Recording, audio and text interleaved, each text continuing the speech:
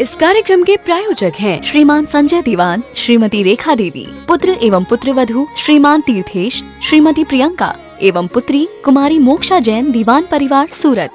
जिसको देना हो जो देगा, जिसको लेना है वो लेगा, जिसको जो करना है वो करेगा। हम इन बातों का आरंभ नहीं करते, हम तो अपने परिणामों को संभालने की चेष्टा करते हैं। हमें सिर्फ अपने परिणामों को संभालना है, हमें कुछ लेना देना नहीं है किसी और से। दुनिया क्या कर रही है, समाज क्या कर रही है, किसने किसके साथ में क्या कर दिया, किसने किसका क्या कर दिया, क्या बोलो। पंडित जी साहब को अत्याचार लगेगा तो पंडित जी भुगतेंगे उसको, और बुलाने वालों ने जिस अभिप्राय से बुलाया है उस अभिप्राय का फल भी उनको लगेगा। क्या देखिए क्या कह रहे हैं। अभी इन्होंने बात अकेली चटाई की नहीं की, चटाई के साथ साथ में इन्होंने और भी बातें जोड़ दी। कलश बिकवाने की बात समझ लेना, प्रतीक बिक जाएंगे। पहले बहुत चले थे, हमारे दादा वगैरह ने, युगल जी बाबूजी ने, डॉक्टर हुकमचंद जी वारिल साहब ने, इन लोगों ने बहुत उन चीज़ों पर इतना कंट्रोल लगाया, अभी तो कहीं नहीं दिखते हैं समाज में। लेकिन ऐसा एक बुराई बीच में व्याप्त हो गई थी, इसलिए अब जब चूँकि वो ख़त्म होती सी दिख रही है मेरे को, कहीं नहीं चल रही है, इसलिए मुझे कहने में कोई संकोच नहीं होता। माने बीच में विधानों में, सिद्ध चक्र विधान में, इंद्रध्वज विधान में, ऐसे विधानों में आयोजन के समय में प्रतीक चढ़ाने की बड़ी एक ऐसी परंपरा चल गई थी। प्रतीक चढ़ाओ, प्रतीक चढ़ाओ, प्रतीक चढ़ाओ, मंत्र बोलेंगे हर मंत्र पे। इंद्रध्वज विधान में इतने मंत्र बोले जाएंगे, इससे ये विधान हो रहा है, हर व्यक्ति प्रतीक चढ़ाएगा, प्रतीक चढ़ाएगा, प्रतीक चढ़ाएगा। 500-500 रुपये में एक एक प्रतीक, 500-500 रुपये में एक एक प्रतीक। और फिर जो व्यक्ति प्रतीक चढ़ाएगा उसको वो चढ़ाने के बाद में वो प्रतीक उसी को दे देंगे, फिर वो उसको भेंट स्वरूप दे देंगे। आपको मालूम है, मंत्रोच्चार पूर्वक चढ़ाई गई सामग्री को निर्माल्य कहते हैं। क्या माने वो निर्माल्य हो गया है। वो प्रतीक मतलब नहीं जानते आप, नहीं जानते। देखो मैं बताता हूँ सुदीप जी साहब, प्रतीक माने किसी तरह का कोई सैंपल चिन्ह, डिजाइन, किसी तरह का कोई आकृति, ओम है, ह्रीम है, ऐसा कोई स्पेशल डिजाइन, अलग अलग तरह की ये मेटल के बन करके आते हैं। 10, 20, 50 रुपये के बन करके आएंगे, 50 रुपये का, 60 रुपये का, 70 रुपये का बन करके आएगा। 150, 200 रुपये उनकी राशि रखेंगे हैं, और उनको आकर के मंडल पर आकर के अर्घ बोलेंगे तो उनको चढ़ाना, उनको फिर आपको भेंट स्वरूप घर पर दे देंगे। जो गिफ्ट लाए गए हैं उनकी बात नहीं है, जो आपने स्मृति चिन्ह बनाए हैं उनकी बात नहीं है भाई साहब। लेकिन आपने जो मंडल के ऊपर जो चढ़ाने, मंडल पर सामग्री नहीं चढ़ती थी ना, तो मंडल पर सामग्री तो चढ़ाते नहीं है, और सामग्री की जगह पर ये सब चढ़ाते हैं।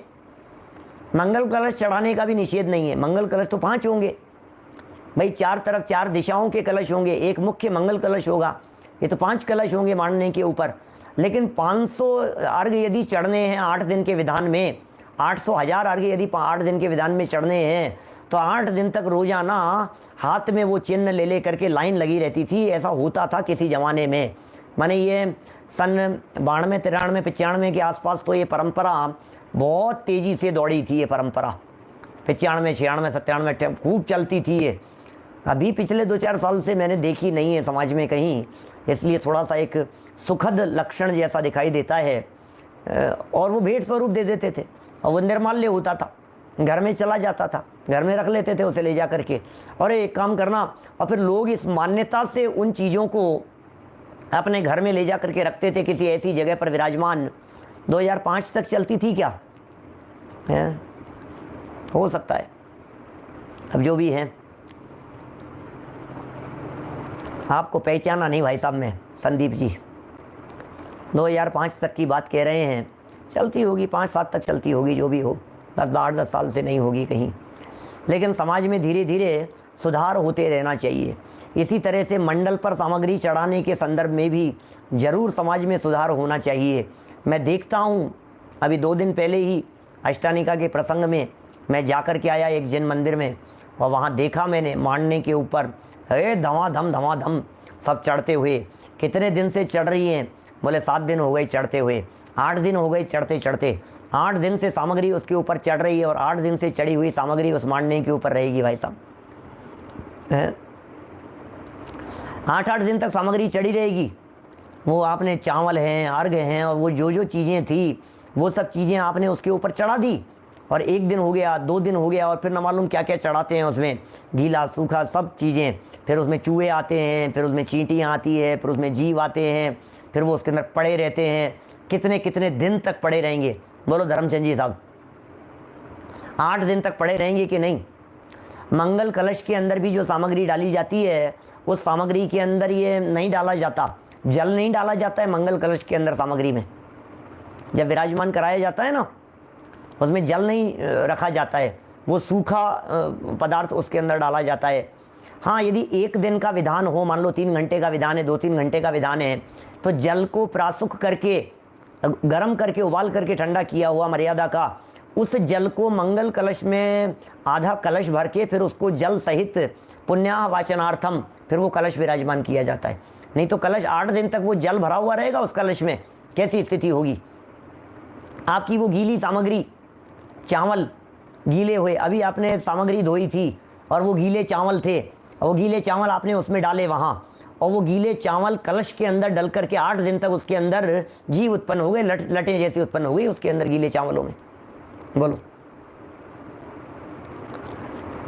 तो बातें बहुत है, ये सब प्रमादचर्या की चर्चा कर रहा हूँ मैं, अनर्थ दंड की चर्चा कर रहा हूँ। कहाँ कहाँ बचने की ज़रूरत है, सावधानी रखने की ज़रूरत है सुधार के लिए। इनमें कोई धर्म तो है नहीं, उसमें चढ़ा दिया और इसमें चढ़ा दिया, और इसमें नहीं चढ़ाया और उसमें चढ़ा दिया, इनसे कौन सा धर्म का क्या संबंध है? इनसे किसी भी तरह का धर्म का कोई संबंध नहीं है।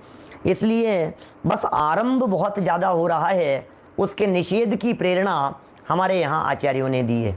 भाई ये इतना आरंभ हो रहा है, इस आरंभ से बचो आप यदि नहीं कर रहे हैं तो ना करें भाई साहब, तब तो बहुत, हम उसका कहाँ कह रहे हैं कि ये कार्य अनिवार्य है, लेकिन यथा योग्य रीति से जो जितना कहा गया है उतना किया जाता है, मर्यादा में किया जाता है, कार्य के अंदर विवेक रखा जाता है। पूजन में भी आरंभ होता है, लेकिन आरंभ हो रहा है तो इसका अर्थ ये नहीं कि हम पूजन करना छोड़ दें, लेकिन कम आरंभ हो, अल्प आरंभ हो, इतना विचार किया जाना चाहिए।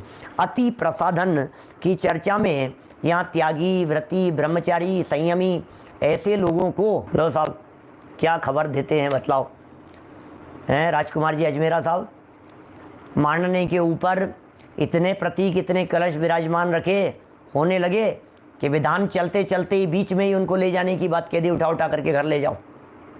वे सब कैसे निर्माल्य के दोष लगेंगे इसमें। चलिए एक कदम और आगे बढ़ते हैं। असमीक्षाधिकरण, वास्तव में ये संपादन की ज़रूरत है, थोड़ा सा सावधानी रखने की। आप लोग असमीक्षाधिकरण को अंडरलाइन कर लेवें अपनी अपनी पुस्तकों में, और यहाँ 5 नंबर डाल देवें। 5 अतिचार थे ना अनर्थ दंड के, उन 5 अतिचारों में पहला कंदर्प, दूसरा कौतकुच्य, तीसरा मौखर्य, चौथा अति प्रसादन और 5वां असमीक्षाधिकरण। पेज बदल करके देखिए, इसके पहले वाले पेज पर क्या लिखा? कंदर्प, कौतकुच्य, मौखर्य, अति प्रसादन और असमीक्षाधिकरण। 5वां पॉइंट है ना ये, असमीक्षाधिकरण। तो और इधर पेज बदलते हैं, 560 नंबर पेज पर तो 4 ही दिखते हैं, 5वां दिखता ही नहीं है। 5वां कहाँ चला गया? तो ये 5वें नंबर पर ये असमीक्षाधिकरण आएगा, जो 5वीं लाइन है 560 नंबर पेज की।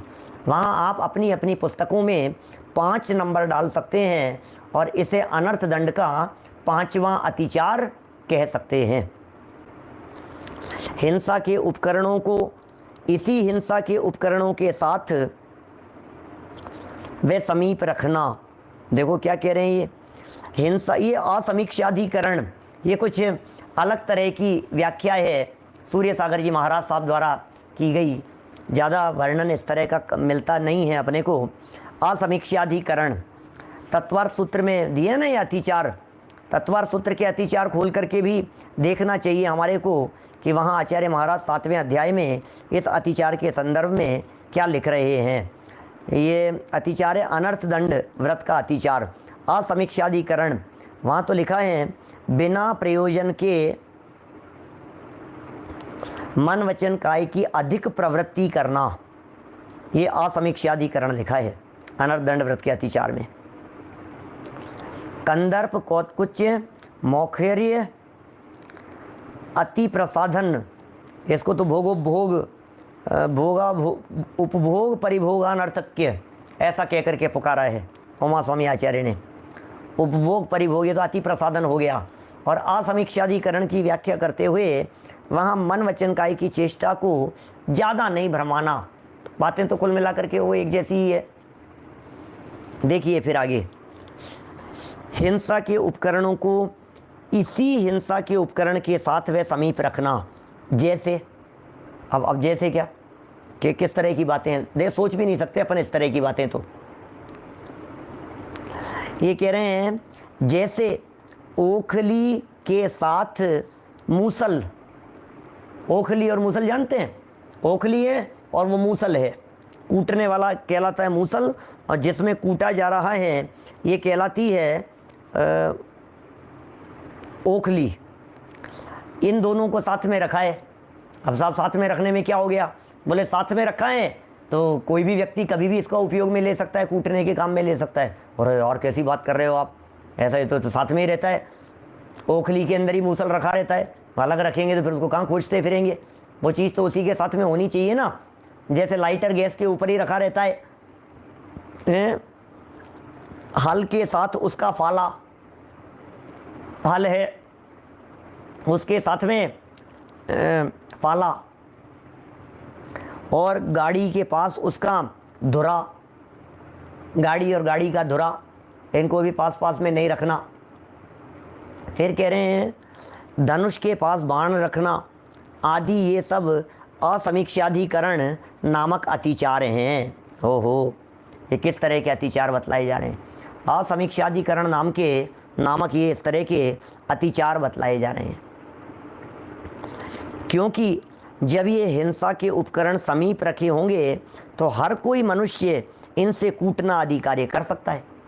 सोचा था कि आपने ऐसा क्या, बोलो क्या कह रहे हैं, माने ये ऐसा है, ये उचित नहीं है क्या ये इन सबसे कूटना आदि।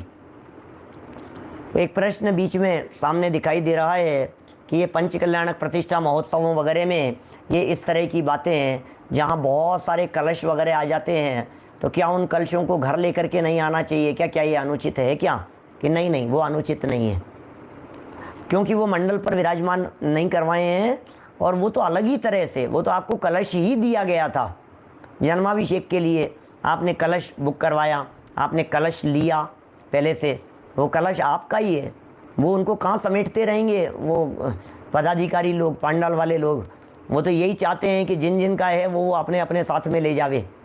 वो तो घोषणा ही पहले से यही करते हैं कि भाई साहब ये तो आप ही के लिए है। ये तो पहले से पूर्व निर्धारित रहता है ना, भूमि शुद्धि के लिए, वेदी शुद्धि के लिए। किताब यदि मंदिर के अंदर मुफ्त बट रही है, बिल्कुल निर्माल्य का दोष नहीं है उसमें। मंदिर में यदि किताबें निःशुल्क बांटी जा रही है तो यदि आप उसे लेकर के आते हैं तो आपको निर्माल्य का दोष नहीं लगेगा। इसलिए नहीं लगेगा क्योंकि वो मंदिर की संपत्ति नहीं है, बांटने वाला अपनी भावना से बांट रहा है। आपको उसे लेने में, उसे घर में रखने में किसी भी तरह का दोष नहीं है। संजीव जी साहब, निर्माल्य का दोष तो तब लगेगा जब संपत्ति थी मंदिर की और उपयोग में लिया अपने जीवन में।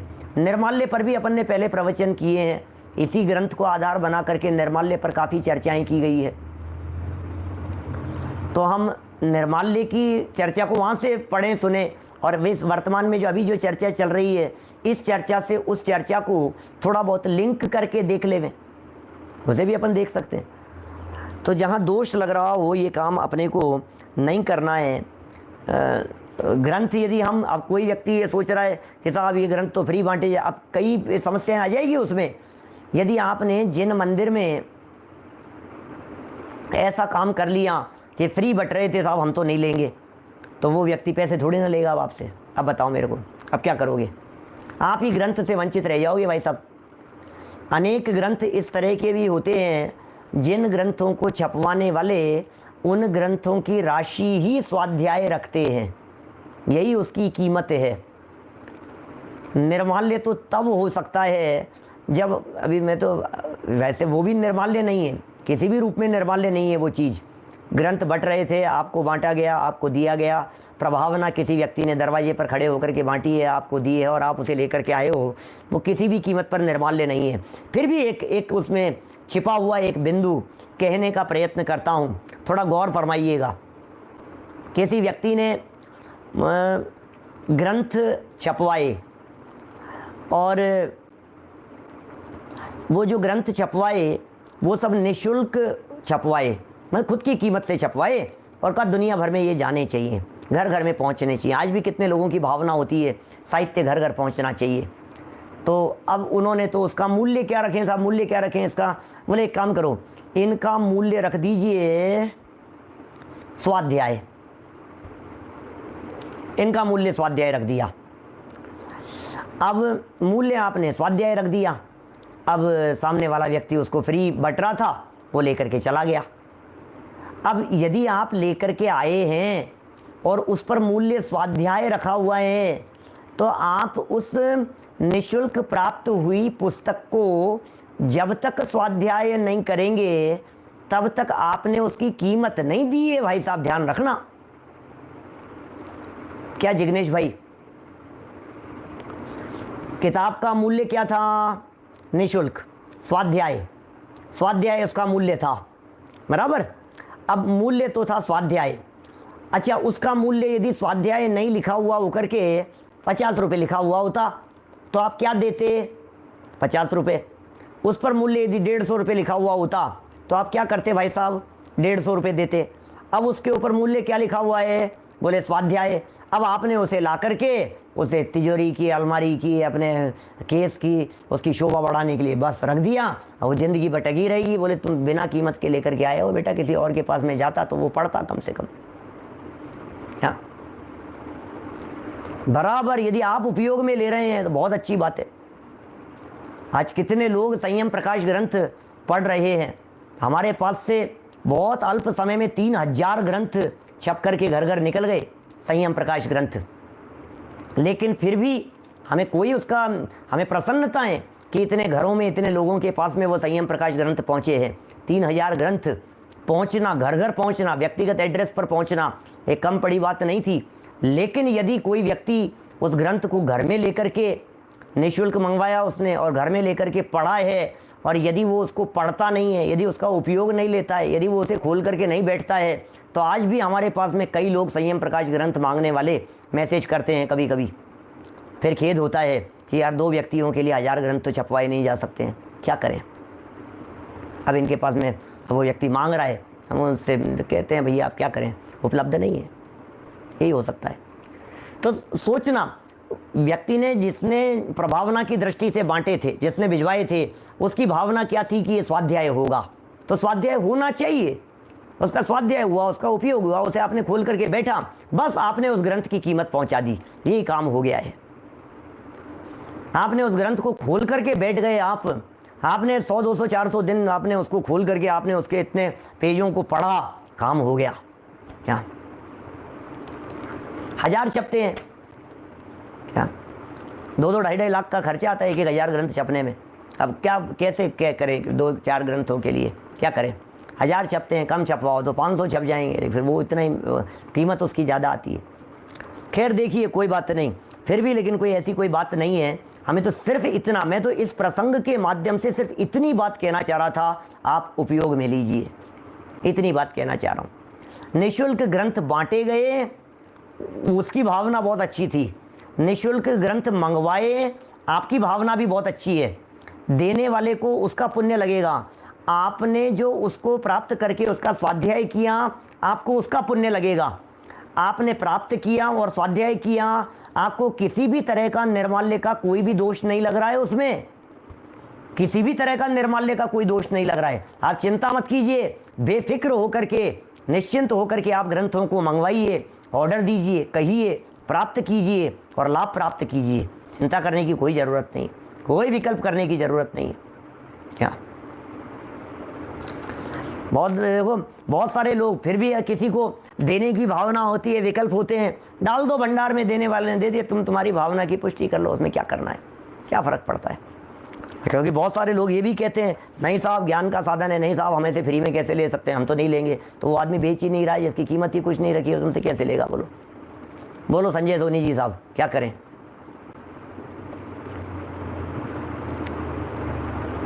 देखो चलें, आज समीक्षाधिकरण की चर्चा चल रही थी अपनी, तो यहाँ ओखली के साथ मूसल, हल के साथ हैं, उसका फाला, गाड़ी के साथ धुरा, आदि आदि आदि, ये सब असमीक्षाधिकरण अतिचार्य हैं। साथ में मत रखो। क्यों नहीं रखें भाई साहब?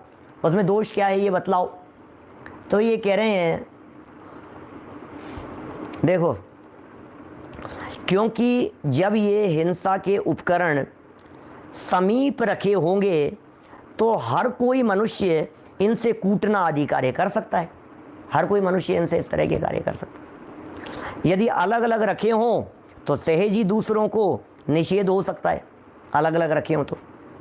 इस प्रकार ये असमीक्षाधिकरण नाम का 5वां अतिचार है। 5 अतिचार हो गए। अतिचार हैं भैया, अतिचार नहीं लगने चाहिए। अतिचार माने दोष। हाँ। और देखिए विशेष लिख रहे हैं यहाँ पर, कुछ और विशेष बात कह रहे हैं। देखिए, अति प्रसाधन नामक अतिचार को सेव्यार्थाधिका या भोगोपभोग अनर्थक्य भी कहते हैं। अति प्रसाद को उमा स्वामी आचार्य ने भोगा भोग अनर्थक्यानि ऐसे शब्द का प्रयोग किया है। अब इसमें कह रहे हैं जैसे तेल, खल्ली, मुल्तानी मिट्टी, आंवला आदि स्नान करने के साधन साथ में लेकर तालाब पर जाएं। अब ये कौन से ज़माने की बात कर रहे हैं? अभी उस ज़माने में होता था, उसी ज़माने में ये उदाहरण प्रासंगिक भी हुआ करता था।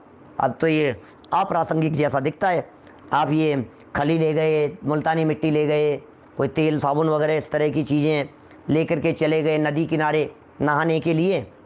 और उन चीज़ों के लोभ से बहुत से मित्र साथ में हो लेते हैं कि चलो यार ये भी ये ले जा रहा है, ये शैम्पू ले जा रहा है, ये ले जा रहा है, ये नहाने के लिए क्रीम, पाउडर, लिपस्टिक, जो भी चीज़ें हैं वो सब, वे सब तेल आदि मर्दन कर तालाब में खूब स्नान करते हैं, जिससे जल का आदि बहुत से जीवों की हिंसा होती है और वह हिंसा तेल आदि पदार्थ ले जाने वाले को लगती है।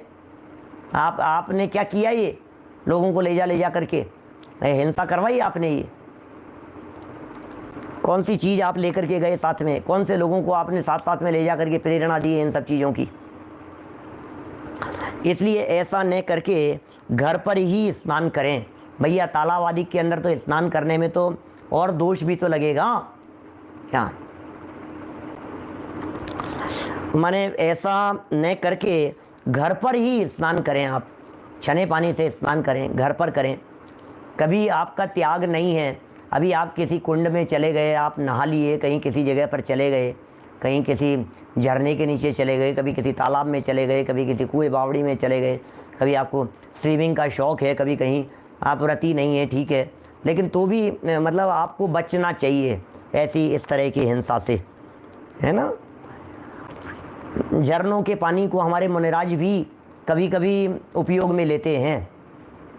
बहते पानी को, झरनों का पानी बहता है, कभी उनके कमंडल के अंदर जल ख़त्म हो गया, शौच आदि की परिस्थिति विशेष प्रकार से बन गई, तो वो ले लेते हैं उपयोग, कोई बात नहीं।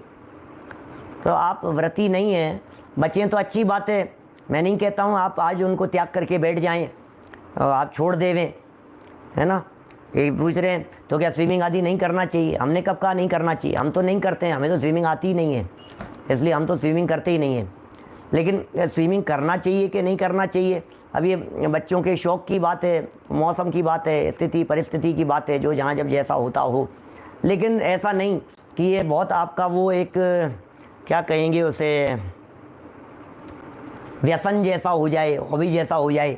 हर संडे टू संडे यही आपका काम हो गया कि कहीं चलो, आज वहाँ और आज वहाँ, ऐसा है। झरने का पानी तो अनछना होता है, लेकिन परिस्थितिवश वो मुनिराज उसका उपयोग लेते हैं। इस कार्यक्रम के प्रायोजक हैं श्रीमान संजय दीवान, श्रीमती रेखा देवी, पुत्र एवं पुत्रवधू श्रीमान तीर्थेश, श्रीमती प्रियंका एवं पुत्री कुमारी मोक्षा जैन, दीवान परिवार, सूरत।